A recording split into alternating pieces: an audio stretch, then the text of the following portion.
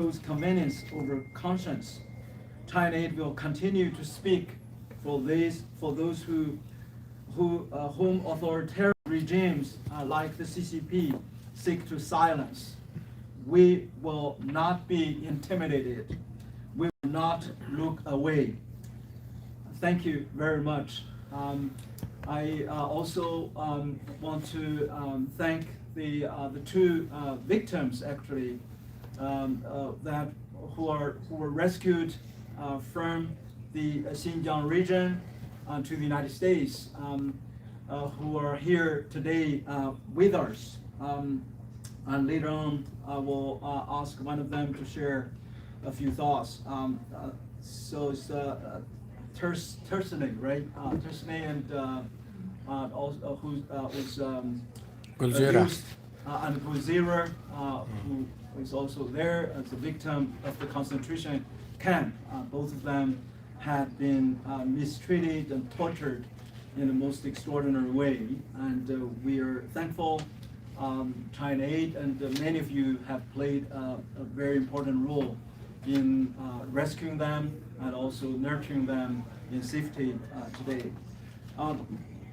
First of all, I want to invite my good friend, who is also the founder of Atajurt, Kazakh human rights, and all these indicted are part of his team members as human rights defenders, Mr. Serikžan Bilәшұlы, to come to give us some factual statement on what's going on and what's going to happen in the next few days or weeks ahead. And then I will ask my good friend, Attorney Piero Tozzi, who is the Deputy Director of the Congressional Executive Commission on China, on behalf of our hero and champion, Congressman Chris Smith, who regretfully is not able to come. So Serikžan, please come to share a few thoughts. Thank you, Bob.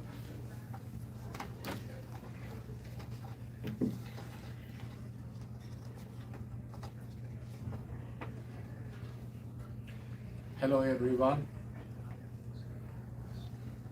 Thank all of you for coming. My name is Serikžan, and now I could say I am a terrorist, listed as a terrorist by the Kazakhstan government, and I am the founder of this human rights organization based in Kazakhstan called Atajurt, Kazakh Human Rights. And 19 of our team members now facing 10 years prison life, include this former eyewitness to Xinjiang concentration camps, and the 7 months pregnant woman, and also 7 children's father, and all of them now in danger. And my focus is now Kazakhstan government, they want to totally terminate and destroy this human rights organization. They want to. That's the Kazakhstan and the Chinese government's plan. And they did it from the 2017. They arrested me while I'm leading this organization 2019. I was arrested by the same Kazakhstani criminal article, by Kazakhstan criminal article 174. I was prosecuted and I was arrested and kidnapped from one of the hotel from Almaty to Kazakhstani capital. And now it's happening again. Now it's 90 members of them. And my focus is the Begzat Maksutkan, the leader of Atajurt Kazakh human rights. His life in danger. His life in danger. Anybody can search on Google Dulat Agadal. Dulat Agadal is one of our famous supporters. He was died in Kazakhstani prison 2020. Just because he supported us, and he wear the t-shirt named my name while I'm in prison. And he attended all the court trial, court hearing while I'm in prison, and he supported me strongly, and he died in prison. If you just search on Google, do that again, you will find all information. And now let me continue. I am the founder of Atajurt Kazakh Human Rights Organization. We Kazakhs are very unfortunate people. Our homeland is surrounded by three of the most able dictatorships in the world: Russia, China, and Iran. Russia, China, Iran, the Axis countries, now our neighbors. Through the Caspian Sea, we are neighboring with Iran also. And these three evil axes have brought immeasurable disaster to us, Kazakhs. Kazakhstan is home to the 500,000 Kazakhs from Xinjiang, China. We call East Turkestan. And almost every Kazakh family has relatives imprisoned in Xinjiang concentration camps. Our organization has collected and recorded over 10,000 video testimony. 10,000 video testimony, witness testimonies related to Xinjiang concentration camps from these 500,000 Kazakhs immigrated from Xinjiang to Kazakhstan. It is through these numerous witness testimonies and irrefutable evidence that our organization has exposed the crimes against humanity committed by Chinese Communist Party in Xinjiang. The historical evidence of Chinese Communist Party's genocide against Kazakhs, Uyghurs, Kyrgyz in Xinjiang was collected by our human rights organization since 2017, traveling through the vast steppes of Kazakhstan, going door to door. Sometimes, while at the beginning 2017, I driving my car, stopping at the mountain because there are no more way. So I riding horses, visiting the nomadic Kazakhs who living in yurt. Do you know the yurts? And I handling my cameras and the laptops and the recording the video testimonies. And their relatives, their family members, there was children who arrested by Chinese Communist Party in Xinjiang, especially Ili Kazakh Autonomous Prefecture. And that's why Kazakhstani government and the Xi Jinping government, they want to destroy this organization. Because this is the only one organization in Kazakhstan and the whole Central Asia is looking to what happened in Xinjiang. And this is a window to the world, understanding the Chinese crime against ethnic minorities, Uyghurs, Kazakhs, Kyrgyz. And that now they want to destroy the window. Therefore, the CCP hate our organization to the core. The authoritarian regime in Kazakhstan is in cahoots with the evil regime of the Chinese Communist Party to suppress us. This is why these 19 activists were arrested by the Kazakhstani Security Service, which evolved from the former Soviet Union, KGB. Now they are in KGB jail. I haven't been in KGB jail. Any of them in KGB jail? KGB jail is worse than hell. I have been in. And among the 19 of these activists, led by Begzat Maksud Khan, some who had already acquired the Kazakh citizenship were Kazakhs originally from Xinjiang, China, including Tursunbek Kavi, an eyewitness to Xinjiang concentration camps. This gentleman, he is eyewitness to Xinjiang concentration camps, just like Gulzira Avelhan and Tursunay Ziyaudin. And our organization, please stand up, and these two ladies, we rescued them from the Chinese concentration camps because their husbands visit our office, recorded video testimony, and said that their wife was disappeared in China 1 and 6 months and Tursunay Ziyaudin in 9 months. After then, Chinese government, we published all the video testimony because of the international pressure. They have to release them. And after they arrived in Kazakhstan, they bravely exposed the experience inside the concentration camps. Maybe everybody know the experience. And this gentleman, Tursunbek Kabi, he lost his health inside the concentration camps. After he came to Kazakhstan, he bravely exposed all his experience inside the concentration camps. Now he was arrested again. Now he's in Kazakhstani concentration camps. It is Chinese long arm through the Kazakhstani regime destroying these eyewitnesses. And another victim is Guldaria Sherizad. She is not our team member. Guldaria Sherizad. This lady. She is not our team member, but relatable to the victim. Her husband, Alimnur Turganbay, has been detained in Ili Kazakh Autonomous Prefecture of Xinjiang since July 23, 2025. Turganbay's nephew, Serik Dautbek, was charged in 2018 and after then sentenced for 17 years.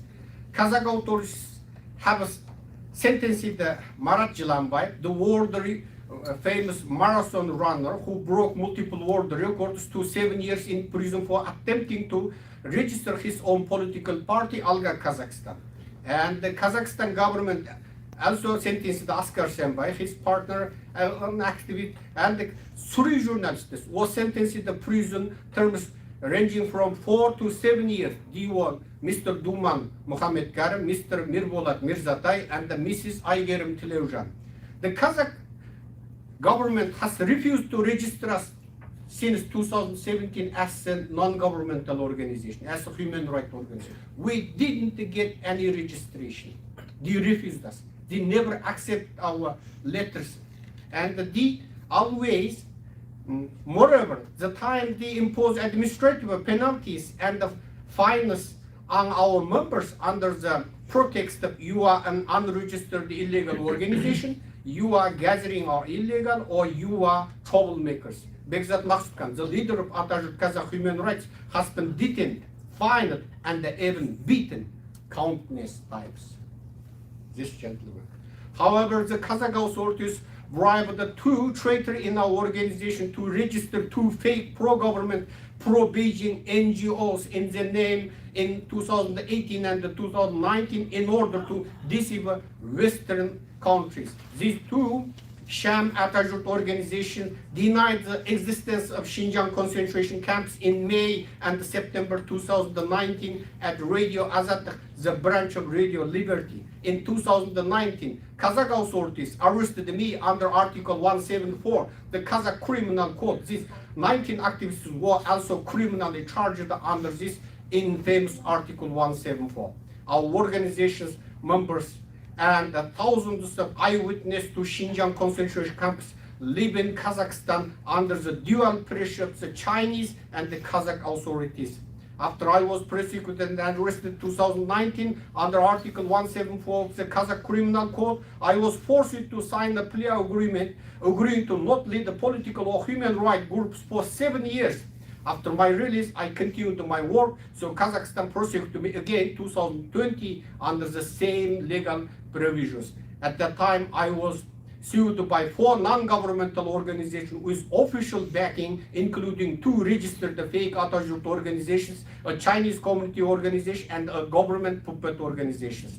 2 of these registered puppet leaders of the Atajurt organizations are currently in the United Kingdom and Germany, impersonating Atajurt, seeking political asylum, and continuing to serve the Kazakh and the Chinese government. The head of another organization is currently in United States. He has traveled through the South American countries such as Mexico to the United States and has also applied for political asylum. In reality, he working for the Kazakh regime. Kazakhstan's secret police arrested people first and then arbitrarily convict them. After arresting 13 members of Almaty, 4 more were arrested in the capital, Astana, 1,300 kilometers away. These individuals had no involvement in the burning of the Chinese flag and portraits of Xi Jinping. However, Kazakh authorities arrested them and detained them for 14 days. The pretext given by the authorities was that they had fake accounts on Facebook and they used these accounts to spread political rumors. As early 2019, the Kazakhstani secret police told the Megzat Bakskan that the government was willing to register a China institute under his name, provided that he relinquished the Atajurt. The government would then use their foundation to fund the China institute, which would receive tens of thousands of dollars in funding each month. Government officials said the government would handle everything, including providing a luxurious office, equipment, a secretary, a driver, and the staff. They even claimed that Begzat Makskan wouldn't need to work. He would publish numerous books under his name and reaping both fame and fortune without going to jail. He could live a blissful upper class life. The only condition is being that give up Atajurt. Begzat Makskan, of course, didn't agree. He didn't want to become a puppet of the Chinese and the Kazakh dictatorships puppet. So he is now in prison. And I am worried about Begzat Makskan's safety. If the international community doesn't stand up for them, he may lose his life in prison, just like 2020. Thank you very much. Thank you. Thank you, Serikjan. You can ask more questions. He has the first-hand knowledge. And now I want to change the order a little bit since my friend and colleague, Mr. Travis Weber, is going to have another conference call, so I want to invite him to come first. So Travis is the Vice President of Family Research Council, so he comes to also in solidarity. Thank you.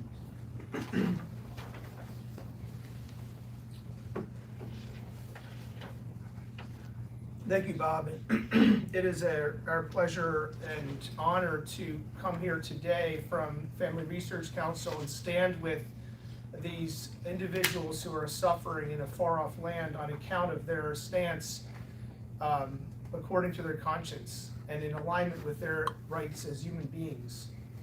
And so FRC, as a Christian organization, where I serve as the Vice President for Policy and Government Affairs, it's because of our faith and motivation as a Christian organization that we say that these individuals must be set free, their consciences honored, and their rights protected. Because it is ultimately in the sight of God that we are going to have to give accounts, and all governments of the earth will have to give accounts, so we need to represent that view now on the matter and say they're human beings created in God's image, and therefore deserve the same freedom and protections that every other human being who walks the face of the earth, being created in the image of God, deserves in the sight of men, whose civil governments are charged by God to defend human beings' rights because they are created in the image of God. Now, the governments of men may think they are beyond account, beyond the reach of God's justice, but this is a matter of justice. It does not escape God's perspective, God's sight, and God's heart. And he sees what's happening to these human rights defenders in Kazakhstan who we just heard about. He sees what's happening to them. He sees that they are trying to give voice to their conscience and stand and exercise their freedoms in accord with their beliefs. This is a politically directed matter of speech, and as such it should be protected in alignment with the human rights treaties and instruments and legal standards that have been referenced, giving protection to human beings in account of their free speech and political participation. And so we do call upon the Kazakh government to recognize this. And Family Research Council, on our behalf of our hundreds of thousands of followers around the United States who are motivated by their own Christian faith to be involved in the political participation of our own country and defend religious freedom, because we are all created in the image of God, we extend that view. That view is extended by our humanity to all who walk the face of the earth. And therefore, by extension, it applies to these Kazakh human rights defenders. Regardless of how many people stand up in defense of them, God sees them and he stands in defense of their freedom and human dignity. And so we want to align our voices with that. The CCP and the Chinese government may expect to and attempt to rule through fear and coercion and brute force according to the ways of man, leveraging state power as humans have done for thousands of years over one another, and suppressing each other despite their imago Dei, the human dignity that they have being created in the image of God.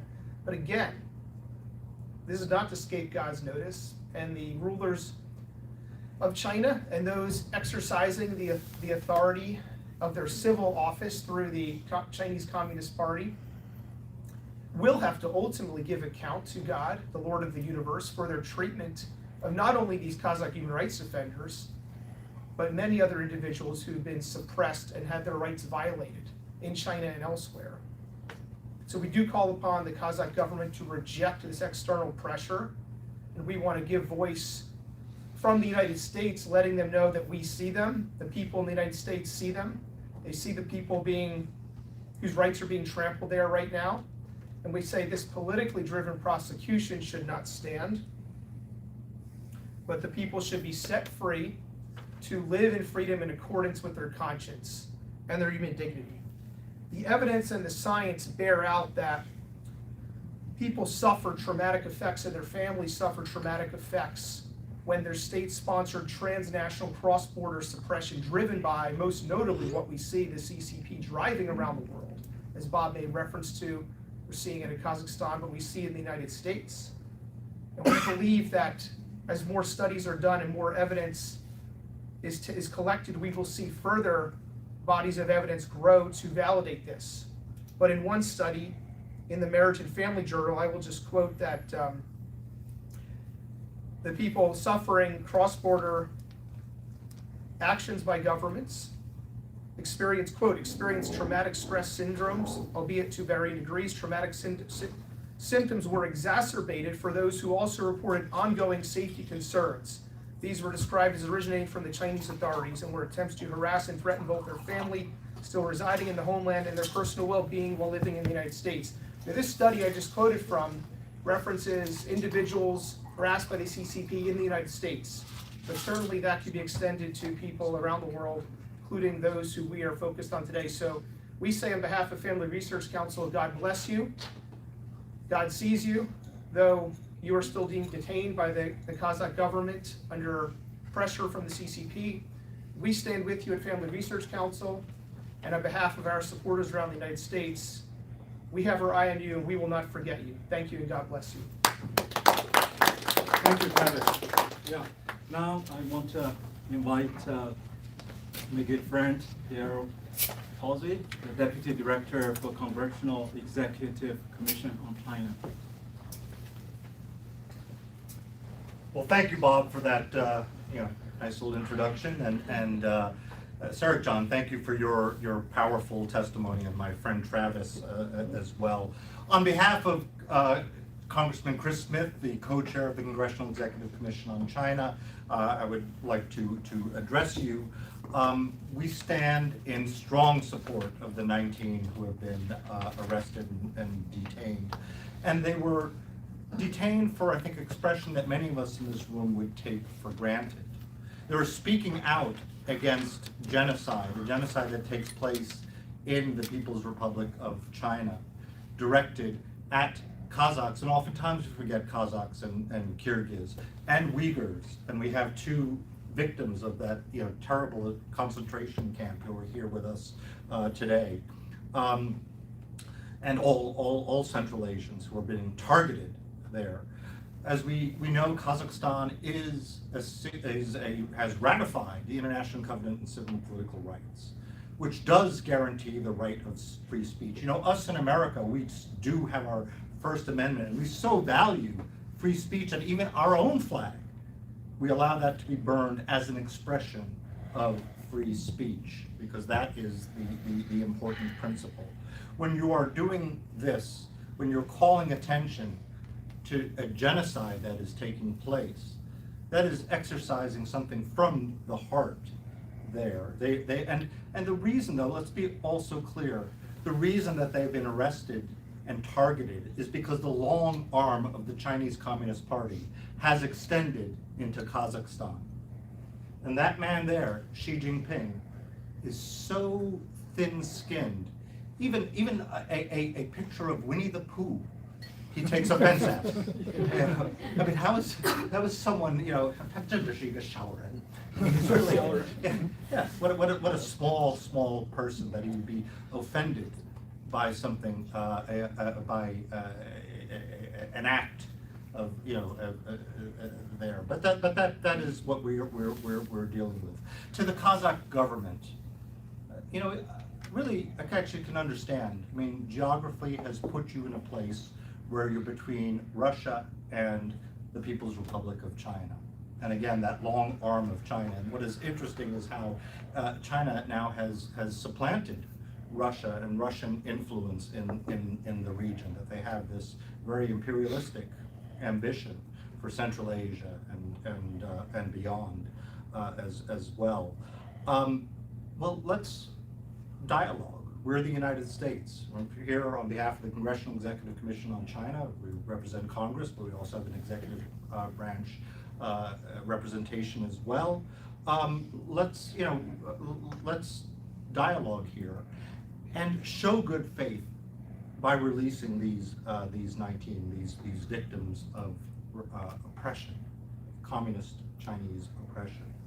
And again, we stand in solidarity with the Kazakhs, and oftentimes we don't say it enough in Congress. We also with the Kyrgyz and our Uyghur friends, who really have been, I see some very good friends often are there, and two women who have been victims of that and very personally feel that. But also with Mongolians, Tibetans. And let's not forget that the greatest victims of the Chinese Communist Party are the Chinese people themselves. We have members of the Falun Gong who are persecuted. Now during Christmas, the holiest seasons of the Christian calendar, we saw a crackdown on Christians. The Zion Church pastor Ezra Jin, whose daughter used to work with us just before Christmas, and after that, the Early Rain Church. We see Jimmy Lai, a prisoner of conscience who just this past week in Hong Kong was on trial. And what all these people are, all these victims are, they are prisoners of conscience. They are speaking from the heart. You know, George Washington called conscience that celestial spark, that heavenly spark. And it is that which gives witness to the truth. Thank you. Thank you very much. Really appreciate Piero for your long time principle standing with the oppressed. As Piero mentioned, you know, the CCP before the export its own repressive technology and tactics to overseas, they have been enslaving the 1.3 billion Chinese and other ethnic minorities in China. We have seen the rapid deterioration on the CCP's war against the faith. Since December 15th, a church with 12 services in Wenzhou, called the Jerusalem of China, called Yayang Church, had been attacked by over a thousand military police would be massed, and they're still there, basically to try to take down the cross and destroy the church. And so far, over 20 of the church leaders had been arrested or even put on the most wanted list as the underground mafia. And my good friend, the human rights lawyer Gao Zhisheng, this year marked the 8th year under enforced disappearance. 8 years of enforced disappearance, dead or alive, nobody knows. And I want to invite Sophia Rua to come out to speak. Also in solidarity with the 19 indicted Kazakhs. Her husband, also who is also a Christian human rights lawyer, Ding Jiaxi, who was sentenced to 12 years for attending a luncheon event, right, like this, with the fellow human rights lawyers. 12 years, along, of course, with other human rights lawyers. Sophia, please come up and speak.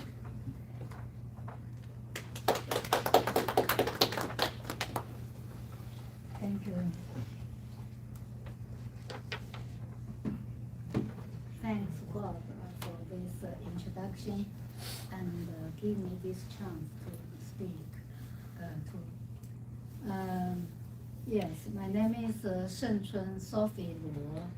I came here to representing my organization Alliance for Citizens' Rights and many same like-minded heart mainland Han Chinese to show our solidarity for the 19 Kazakhstan human rights defenders. As a Chinese American fighting for my husband's rights and freedom for over 12 years, I well understand the feeling and the actions of these 19 individuals. I share their view and their feelings for this evil Chinese government. I don't feel hurt at all, but I feel fully understand their peaceful protest under the basic right of freedom of expression and freedom of speech, protected by the constitution of both China and Kazakhstan. I strongly against Chinese government to kidnap Chinese Han people, to build up hatred and misunderstanding between Chinese Han people and Uyghurs and Tibetans and other ethnic groups of people. They are the real terrorists and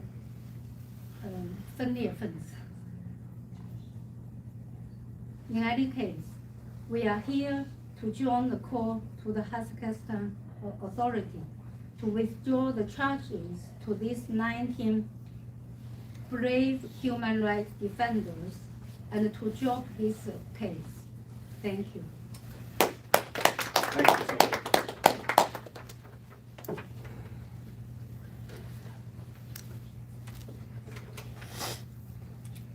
Thank you, Sophia. Thank you. I also want to acknowledge the representatives from the U.S. Commission on International Religious Freedom, Ross Takola and Molly Blum. Thank you for coming in support of the law. Now I want to invite my good friend Serkan Pass, who represents the victims of Communism Foundation, that they have documented more cases also on the victims of communism, of course, as your name, the organization's name, any other, and have the museum over there. So if you have not visited, please go. Yeah. Second, yeah, please. Welcome.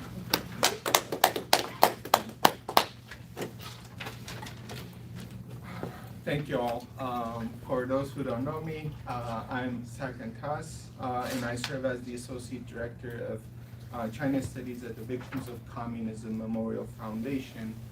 And our mission is to educate all generations about the history, legacy, and ideology of communism by equipping and convening researchers, students, educators, policymakers, and dissidents through our unique museum, as Dr. Fu mentioned, and curricula, heroic witness testimonies, and groundbreaking research. Why do we do this? We do this to keep our world free from the true evils of communism. And within that mission, our China Studies program focuses specifically on documenting the ongoing atrocities committed by the Chinese Communist Party, particularly the systematic repression of Uyghurs, Kazakhs, and other Turkic peoples in the Uyghur homeland. And I want to thank Dr. Bob Fu and China Aid for organizing this event and for the vital work that they do exposing religious persecution in China. I also want to acknowledge our co-hosts and fellow speakers, and I will say that this kind of coalition is exactly what the CCP fears most. The case that we're discussing today, the human rights defenders facing prison after diplomatic pressure, is not an isolated incident. It is part of a deliberate and systematic strategy that we see at play. At VOC, Victims of Communism, we have just completed research examining how CCP targets those who document its abuses. And let me share what we found in this very recent research in plain terms. First of all, the CCP treats everyone, and I mean everyone, as a threat. Not a potential threat, but as a threat. Our research shows that Chinese authorities label any diaspora member who asks questions, even someone simply trying to locate a missing relative, as an overseas terrorist. As we unfortunately know all too well, guilt by association is standard practice. Secondly, the CCP has learned to be subtle. The PRC has shifted away from tactics that make headlines toward methods that fly under the radar. They pressure host governments through diplomatic channels, they manipulate legal systems, and they threaten family members back home. These tactics are harder to prosecute and easier to deny, but they're just as effective at silencing people, if not more. And today, our gathering, the CCP may have wished this case to fly under the radar as well, but thanks to this effort by Dr. Fu, we're here to change that. We're here to change that and share the truth, and we're here to call for justice for victims of communism, including those who are beyond borders of communist states. And third, Beijing increasingly exploits what people want most, their families. We are right now documenting a new trend where the CCP is allowing some diaspora members to visit the homeland, but only if they stay quiet and only if they agree to report on their communities or spread propaganda when they return. They are, in effect, weaponizing families and family unification. The message here is that silence can be rewarded, but speaking out will cost you everything. And the result? Witnesses are afraid to come forward. Researchers face threats. Communities are fractured by suspicion, and accountability is becoming harder. And today we are here to change that. What do? We continue. We continue what we do because Beijing's strategy depends on us giving up, on witnesses deciding it's not worth the risk, on organizations going quiet, on the international community losing interest. And we cannot let that happen. Continuing to tell the stories of the victims, even when it feels futile, is in and of itself an act of resistance. What else do? We stand together. In this room, you have Chinese human rights activists, Uyghur organizations, Kazakh human rights defenders, religious freedom advocates, and congressional representatives. The CCP works hard to divide diaspora communities and isolate its critics. And our response must be the opposite: solidarity and cooperation across civil society. We cannot stand idle against Beijing's attempts to criminalize human rights work, including beyond its borders. We must speak up through our advocacy, our stories, and our research. Thank you. Thank you so much. Really appreciate you. I want to invite my friend Eder Krainer, who represents the Uyghur Human Rights Project. As its name demonstrates, the focus group that has played an instrumental role in exposing the massive abuses on the victims of the communism in the concentration camps, to Uyghurs and Kazakhs and beyond. Eder, please come. Yeah, let's welcome.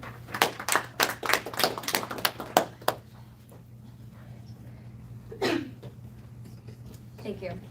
I would first like to thank Dr. Fu and everybody at China Aid for inviting UHRP to participate in today's event.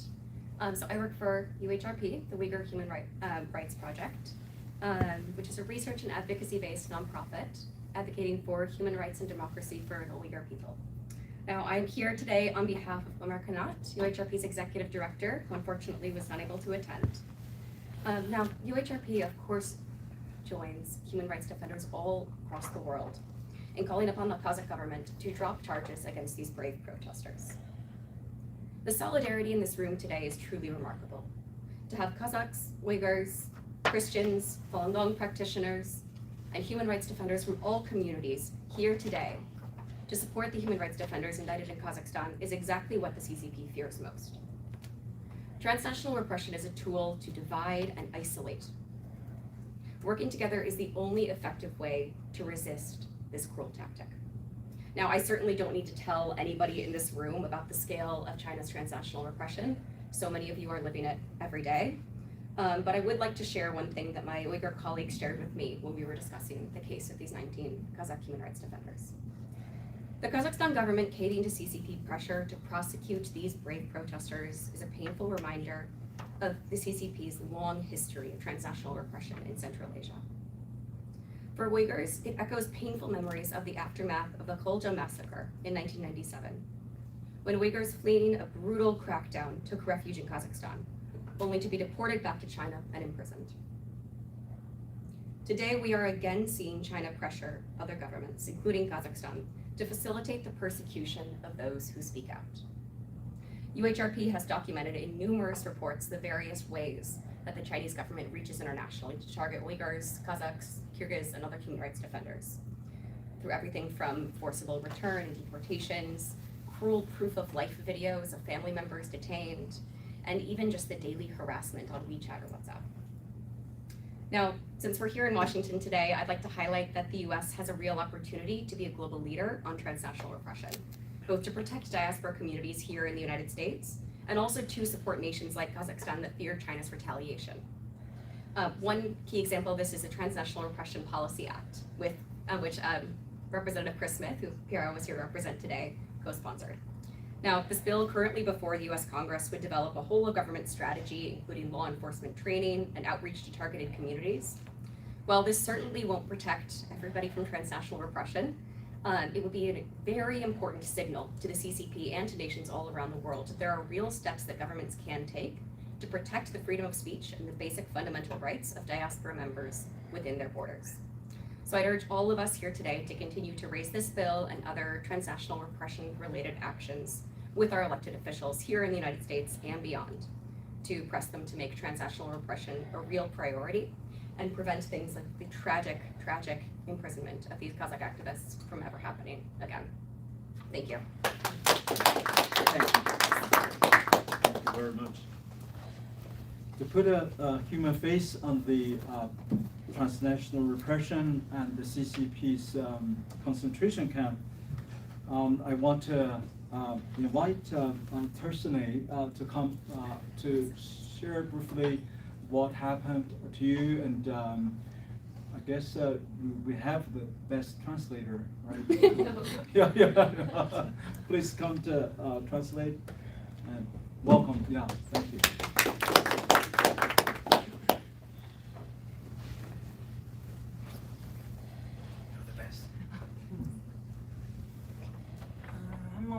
Assalamu alaikum. Hello, everyone. I'm Ziyaudun. Ben Xitay hökumətinin cəzalarında bir yıl yetib çıxan lager şəkilində. My name is Tursunay Ziyaudun, and I am a witness of China's concentration camps. I was detained a total of 1 year.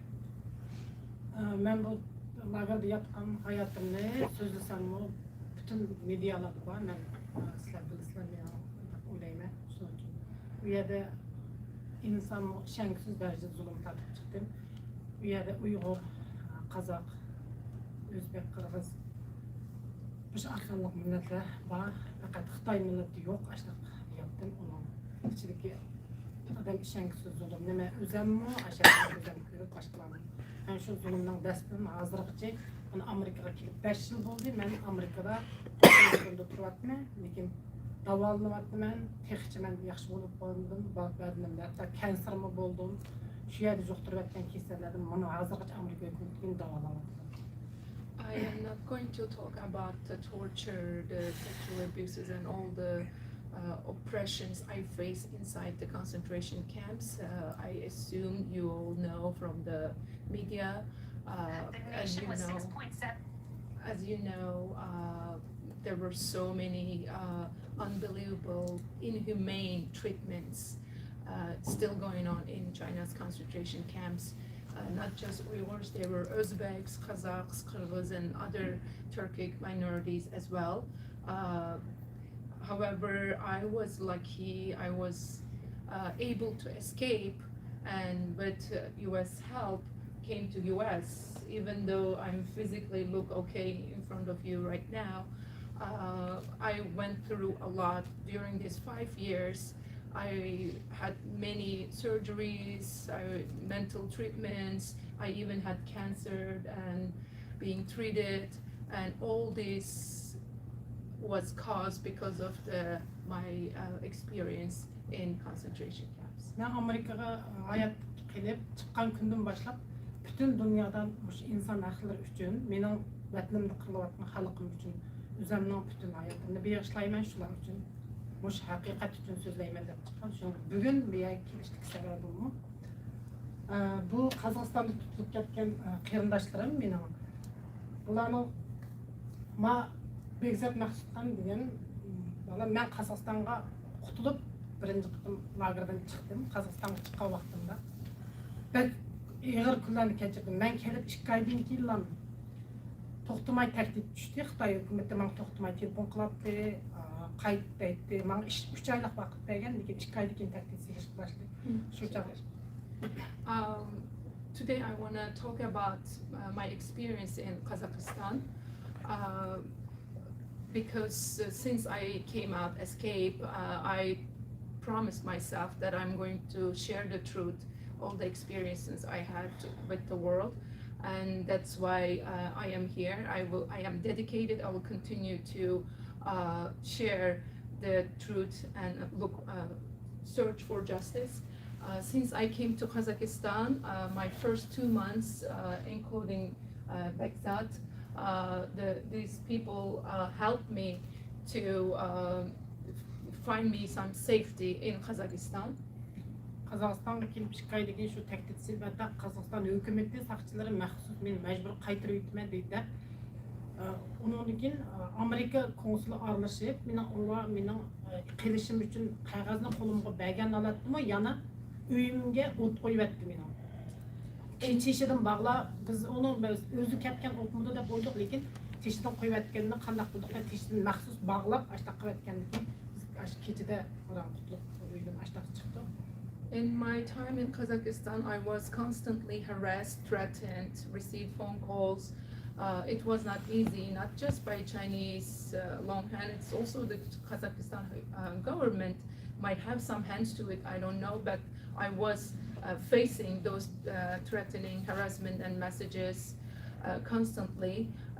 What is very important for me is once my house was set on fire in Kazakhstan. First we thought it's just negligence, it's just a fire, but our door was tied shut from outside. So they were trying to maybe kill me, so they were physically and attacking our house, and that is something that I cannot forget. Мен şu günden başlap o uyda turuşqa mümkünçiligim bolmadı.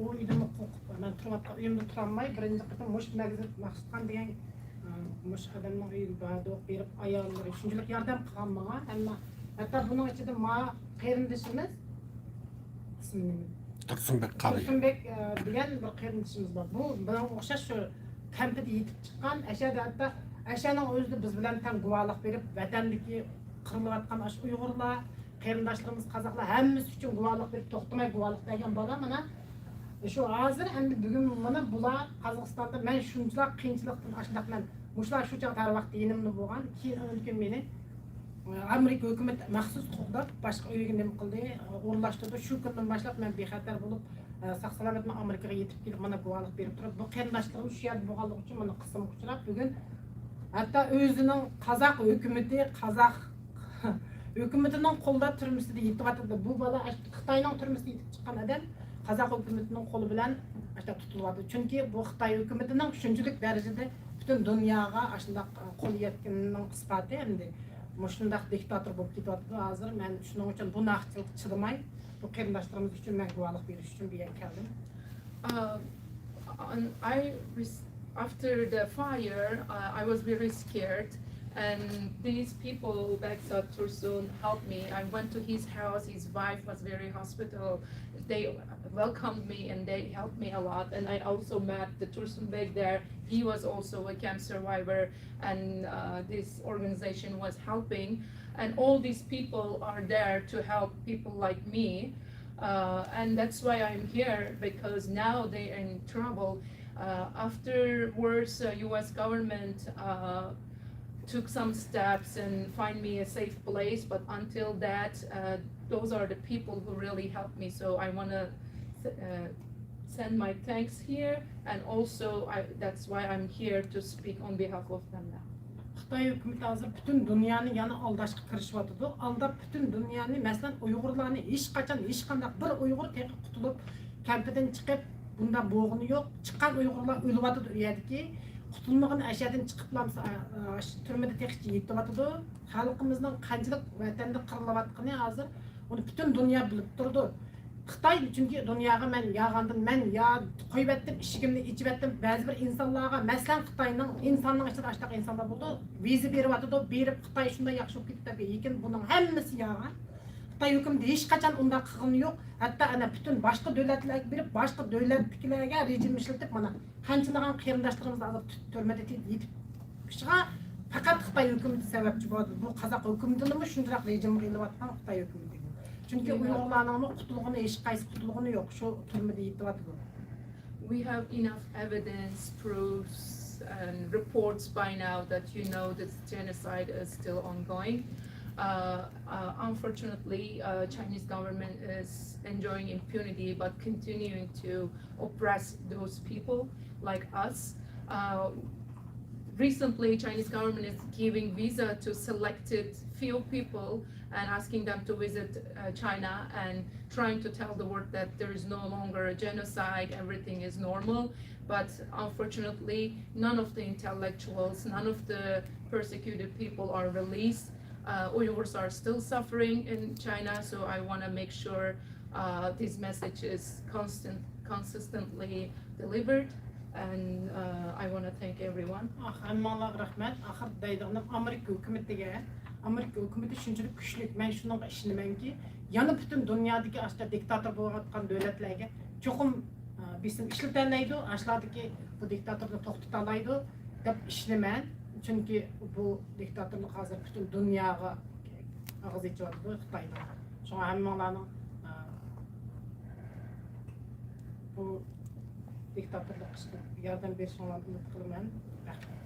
I want to thank everyone again, the US government, the America, United States are still leading, and I believe they will continue to support people like us and stop these kind of dictatorships. And I wish that we continue until we are all free. Let's fight together. Thank you. Thank you. Let's please be stand here. I think today's a day of solidarity. I want to invite all the speakers and those of you who are here. If you're okay, you are welcome to join for a picture together with Presley and Wazira. Maybe, yeah, you can all, yeah, let's all the speakers and both of you. So these two ladies, I mean, they were not only eyewitness of the atrocities in the concentration camp. They themselves suffered the worst nightmare to any women, you can understand. And Wazira, when we rescued her, and the CBS News sent a crew to Midland, Texas, interviewed her, and we learned she was also the first eyewitness and also really the observer, forced observer of the Chinese Communist Party's government organized paid prostitution against those women, the victims of the concentration camp. Inside the concentration camp, the Chinese government would install that. So please, yeah, all the speakers, yeah, please come to the front, and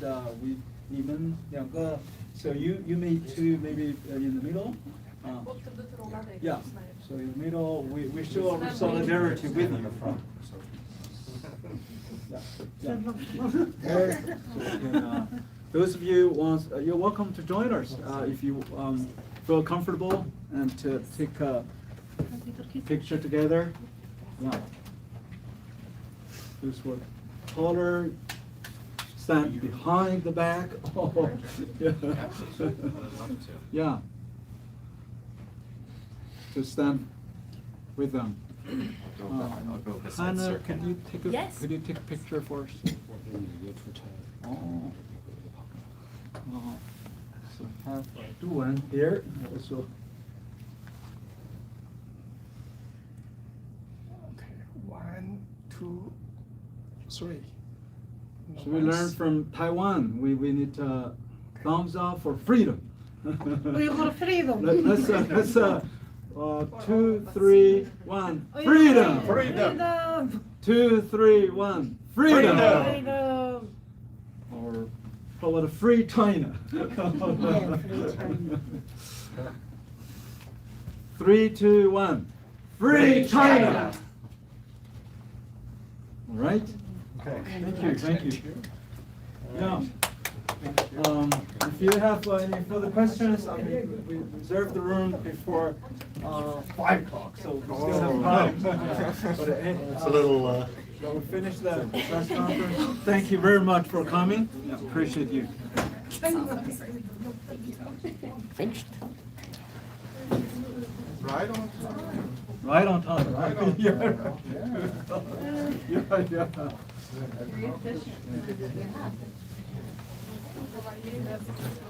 According to the schedule. I'm sorry, but